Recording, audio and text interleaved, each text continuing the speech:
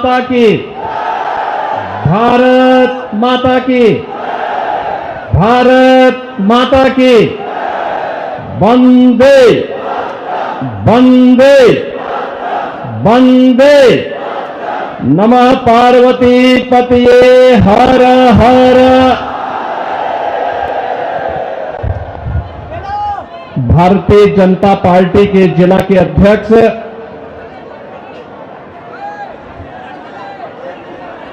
श्री राम सिया शरण जी, लोकप्रिय सांसद श्री योगेंद्र चंदौलिया जी, भारतीय जनता पार्टी के लोकप्रिय प्रत्याशी श्री बजरंग शुक्ला जी, जिला प्रभारी श्री योगेश आत्रे जी, विधानसभा प्रभारी विनोद भारद्वाज जी, लोकेश प्रजापति जी, मंच पर उपस्थित भारतीय जनता पार्टी के सभी पदाधिकारीगण,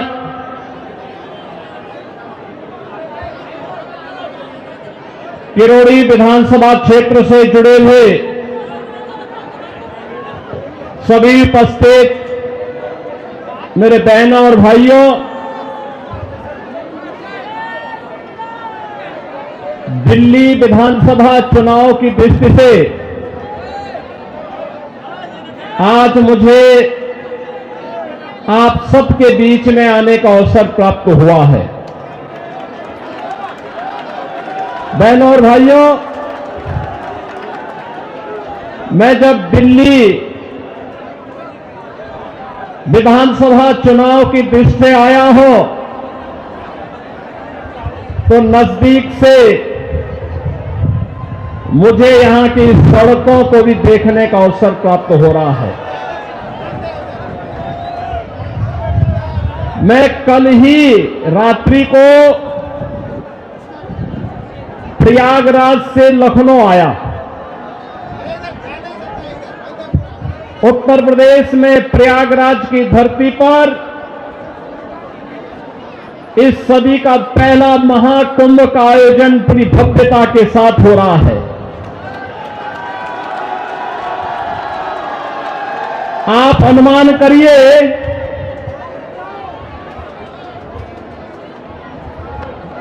13 जनवरी से पौष पूर्णिमा से और आज 23 जनवरी तक इन 10 दिनों में 10 करोड़ श्रद्धालुओं ने प्रयागराज में मां गंगा, मां यमुना और मां सरस्वती के त्रिवेणी के संगम में पावन स्नान करके पुण्य के भागीदार बने हैं। आप प्रयागराज में जाएंगे तो अच्छी शानदार सड़कें मिलेंगी, कहीं गंदगी नजर नहीं आएगा, बिजली पूरी मिलेगी, कनेक्टिविटी चाहे वह सड़क की हो, रेल की हो या फिर हवाई जहाज की, तीनों की बेहतरीन कनेक्टिविटी प्रयागराज के लिए उपलब्ध रहेगी। बहनों और भाइयों, एक और प्रयागराज मां गंगा के तट पर लगने वाला इस सदी का सबसे बड़ा महाकुंभ प्रधानमंत्री मोदी जी के विजन के अनुरूप देश और दुनिया से आने वाले श्रद्धालुओं को न केवल आकर्षित कर रहा है बल्कि पुण्य का भागीदार भी बना रहा है।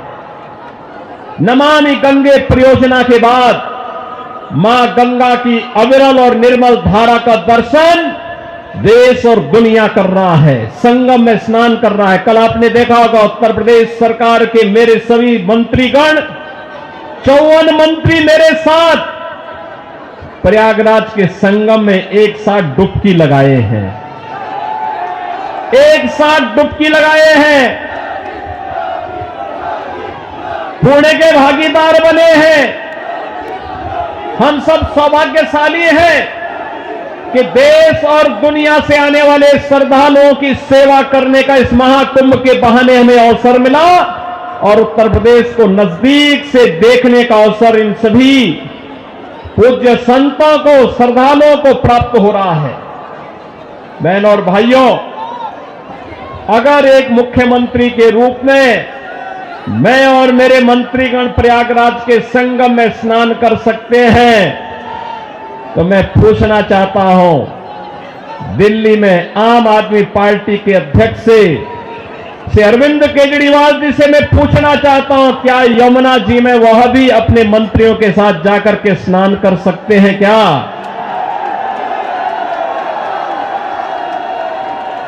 अगर उनमें नैतिक साहस है तो उनको इसका जवाब देना चाहिए।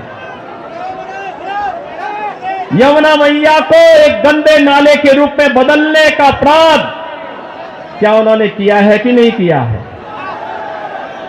और अगर वह व्यक्ति इस बात का अपराधी है तो फिर मुझे नहीं लगता है कि जनता की इस जनता जनार्दन की इस अदालत में उन्हें कोई माफी दी जानी चाहिए। वो माफी के हकदार नहीं हो सकते। बहनों और भाइयों, आज जब हम लोग दिल्ली की स्थिति को देख रहे हैं, ये राष्ट्रीय राजधानी है और राष्ट्रीय राजधानी में एनडीएमसी के क्षेत्र को छोड़ दें, शेष दिल्ली में क्या स्थिति है सड़कों की, शेष दिल्ली में क्या स्थिति है सीवर की, शेष दिल्ली में क्या स्थिति है स्वच्छता की और क्या स्थिति है पेयजल की। ये बुनियादी सुविधाएं होती हैं, ये बुनियादी सुविधाएं होती, हर नागरिक का अधिकार होता है इन सभी सुविधाओं पर। याद करिए, आज से एक दशक पहले तक लोग याद करते थे, सुविधा प्राप्त करने के लिए दिल्ली आने की बात करते थे, सुविधाओं के लिए दिल्ली आते थे। अच्छी सड़क देखनी हो, मॉडल देखना हो, मेट्रो का मॉडल जो सरदार अटल बिहारी वाजपेयी जी ने प्रारंभ किया था, उसे देखने के लिए पूरा देश दिल्ली आता था। सड़कों की बात होती थी, दिल्ली आता था। स्वच्छता की बात होती थी, दिल्ली आता था। कोई नया कार्य होता था, उसको देखने के लिए लोग दिल्ली आते थे। लेकिन बहनों और भाइयों, आज क्या स्थिति है? क्या बना दिया है? सड़क पे गड्ढा है या गड्ढे में सड़क है, कोई पता ही नहीं लग रहा है। मैं जब से चल रहा हूं यही दिल्ली के अंदर देख रहा हूं। बहनों और भाइयों, यह हमने खिलवाड़ करने की छूट एक व्यक्ति को और उनके गिरोह को क्यों दे दी है? स्वच्छता की स्थिति कितनी दुर्गतिपूर्ण है। कूड़ा का ढेर पड़ा हुआ है, गंदगी का ढेर पड़ा हुआ है। दिल्ली राष्ट्रीय राजधानी के अंदर इस प्रकार की दुर्गति हो, सीवर बह रहा सड़कों पर, हमारे वाहनों को भी उसी सीवर के बहते हुए सीवर से गुजरना पड़ा। और अभी तो पेयजल का भीषण संकट आने वाला है। दिल्ली में आम आदमी पार्टी की सरकार का पाप का भुक्तभोगी हमारी पावन मथुरा वृंदावन के श्रद्धालुओं को और संतों को भी उठाना पड़ता है। वहां मां गंगा एक गंदे नाले में बदल करके जाती है। जब भी नमामि गंगे परियोजना के अंतर्गत मां यमुना की शुद्धता की बात आई, स्वच्छता की बात आई, तो अरविंद केजरीवाल एंड कंपनी ने कोई सहयोग नहीं किया। ये सहयोग नहीं करना चाहते। कोई विकास का कार्य नहीं करना चाहते, किसी विकास की परियोजना का मौके पे जाकर के भौतिक सत्यापन नहीं करना चाहते, जनता को बुनियादी सुविधा मिले, उसका अधिकार प्राप्त हो, ये वे काम नहीं करना चाहते। इनका तो एक ही कार्य है, प्रातः काल होते ही सोशल मीडिया पर झूठे ट्वीट करना, झूठी फिल्मों का प्रदर्शन करना, झूठे प्रेस वक्तव्य और प्रेस वार्ता के माध्यम से केवल गुमराह करने वाले वक्तव्यों को देना। जितना समय झूठ बोलने की एटीएम के रूप में आम आदमी पार्टी और उनके नेता समय बर्बाद करते हैं, ये झूठ का एटीएम बनने की बजाय अगर उन्होंने जनता की जन सुविधा और विकास के बारे में सोचा होता तो 10 वर्ष में दिल्ली की कायाकल्प हो गई होती, दिल्ली बदल गई होती। लेकिन बहनों और भाइयों, दिल्ली बदलने की नहीं, इन लोगों ने दिल्ली को तो एक कूड़ा घर बना दिया है, दिल्ली को व्यवस्था का एक बना दिया है।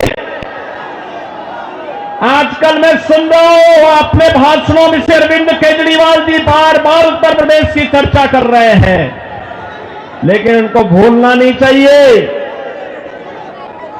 अब मॉडल के रूप में उत्तर प्रदेश को लोग देख रहे हैं।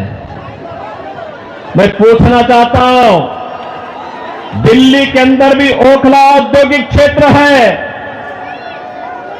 और पिछले 10 वर्ष में उद्योग ना के बराबर लगे हैं, कोई सुविधा नहीं, कोई सुविधा नहीं। आम आदमी पार्टी ने एक सुनियोजित साजिश के अंतर्गत ओखला दिल्ली के अंदर उद्योग तो नहीं लगने दिए, कोई रुचि भी नहीं ली, लेकिन इसमें बांग्लादेशी घुसपैठियों को, रोहिंग्या को जरूर बसाने का काम किया है।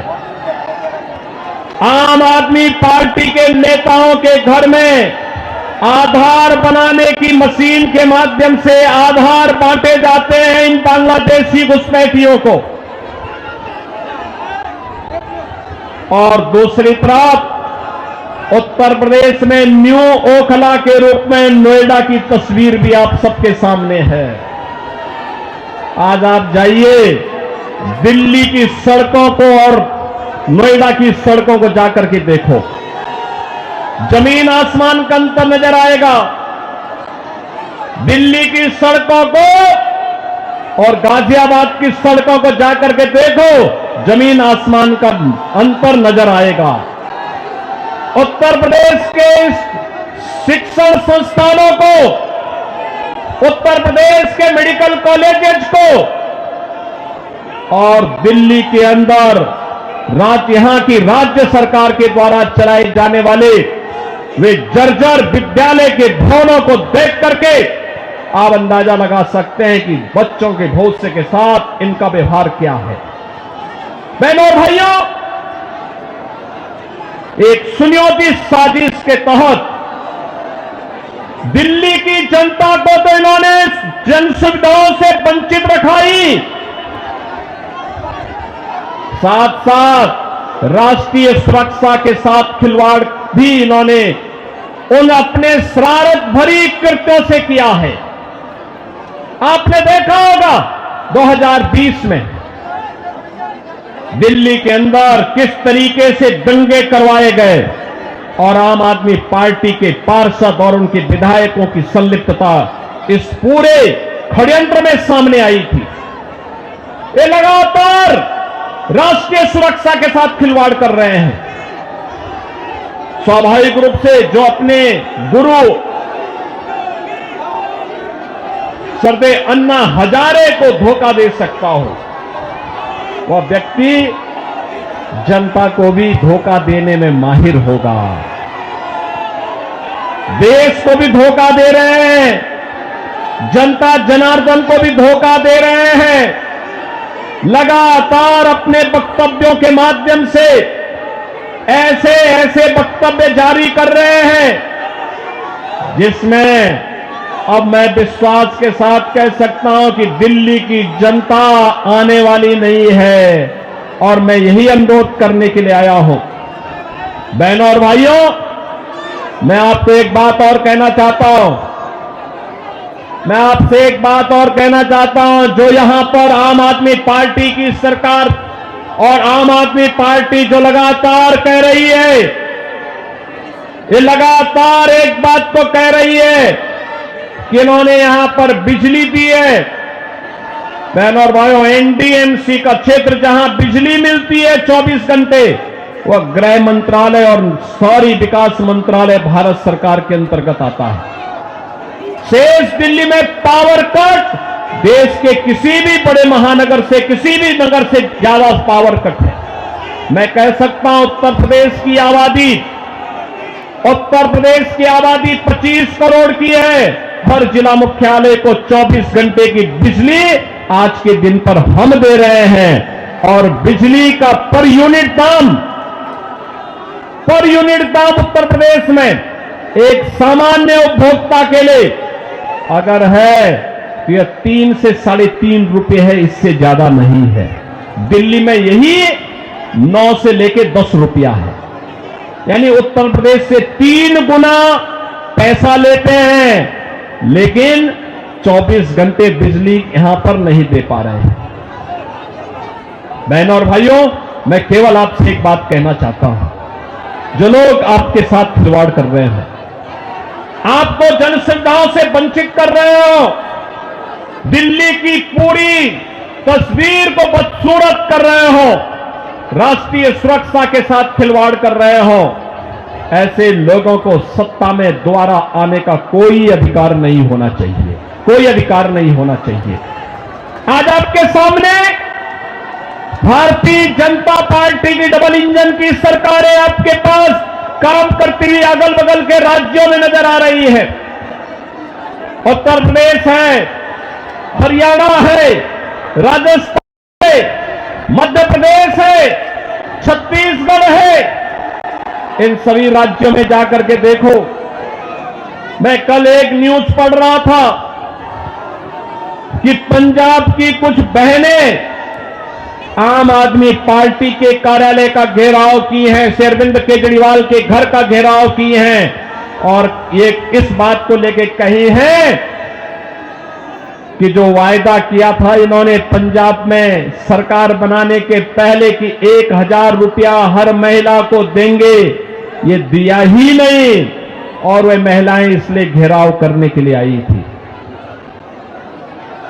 इन्होंने यहां पे दिल्ली में भी घोषणा की कि मुल्ला और मौलवी को यहां पर पहले से ही ये लोग वेतन देते थे। आज दिल्ली की आर्थिक स्थिति इतनी बदहाल कर चुके हैं कि उनको भी कई महीनों का नहीं मिला, और जब वहां से हो हल्ला शुरू हुआ तो इन्होंने उसको डाइल्यूट करने के लिए कहा कि हम पुजारियों को भी देंगे। बहनों और भाइयों, मैं पूछना चाहता हूं अरविंद केजरीवाल जी से और उनकी पूरी टीम से, क्या किसी मंदिर के सुंदरीकरण की कार्य योजना को उन्होंने कभी आगे बढ़ाया? कभी बढ़ाया? मॉडल तो आइए काशी में काशी विश्वनाथ धाम को देखिए। मॉडल देखना हो अयोध्या में श्री राम जन्मभूमि पर भगवान राम के भव्य मंदिर के मॉडल को देखो। मॉडल देखना हो तो प्रयागराज में आइए। प्रयागराज में महाकुंभ के आयोजन स्थल को देखो। आस्था का सम्मान ऐसे होता है। 1000 से अधिक ऐसे विरासत से जुड़े हुए धार्मिक और आध्यात्मिक स्थलों के पुनरुद्धार और सुंदरीकरण का कार्य के लिए उत्तर प्रदेश के अंदर चल रहा है या पूरा हो चुका है। बहनों और भाइयों, यहां पर आम आदमी पार्टी आपकी भावनाओं के साथ खिलवाड़ कर रही है, लेकिन वे भत्ता देने की बात और मानदेय देने की बात करते समय भूल गए कि उन्होंने बौद्ध मठों से जुड़े हुए भंतों को छोड़ दिया है। बनते भी पाए इसकी उनको चिंता नहीं।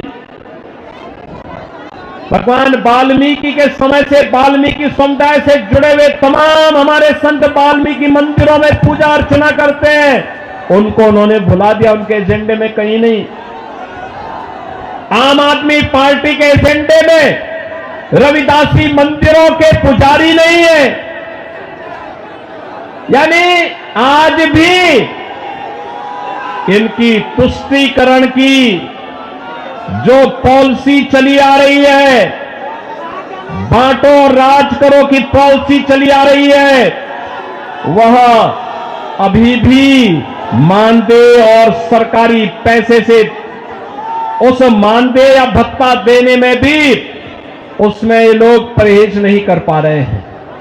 और इसीलिए तो मैं आप सबसे कहना चाहूंगा कि बहनों और भाइयों, आज प्रधानमंत्री मोदी जी के नेतृत्व में हम एक नए भारत का दर्शन कर रहे हैं। एक नया भारत अगर हमें काशी में काशी विश्वनाथ का दर्शन कराता है तो उत्तराखंड में केदारपुरी में भगवान केदारेश्वर का भी भव्य मंदिर का पुनरुद्धार का कार्य वहां चल रहा है। मध्य प्रदेश में महाकाल का महालोक है तो उत्तर प्रदेश के विंध्यवासिनी में मां विंध्यवासिनी का धाम भी एक नए कॉरिडोर के रूप में विकसित हुआ है। अयोध्या में 500 वर्षों के बाद फिर से रामलला विराजमान हो गए हैं। और इस अवसर पर मैं आप सबसे अपील करना चाहूंगा, यह समय है जैसे उत्तर प्रदेश डबल इंजन सरकार का लाभ प्राप्त कर रहा है, एक साथ एक स्वर में सभी सरकारें मिल करके विकास को ध्यान में रख करके, युवाओं के भविष्य को ध्यान में रख करके, अन्नदाता किसानों के भविष्य को ध्यान में रख करके, बहन और बेटियों की सुरक्षा को ध्यान में रख करके, व्यापारियों की सुरक्षा को ध्यान में रख करके अपना कार्य कर रही है। ऐसे ही दिल्ली के अंदर भी भारतीय जनता पार्टी नेतृत्व की डबल इंजन सरकार आनी चाहिए और डबल इंजन सरकार की शुरुआत आपने कर ली है। आपने कर ली है। याद करिए, जब से अरविंद केजरीवाल और उनके मंत्रियों को भ्रष्टाचार के मामले में जेल में बंद किया गया था, जेल से जमानत पे छूटने के बाद इन्होंने कहा था कि जनता जनार्दन फैसला करेगी। अरे जनता जनार्दन ने तो लोकसभा चुनाव में फैसला कर लिया है।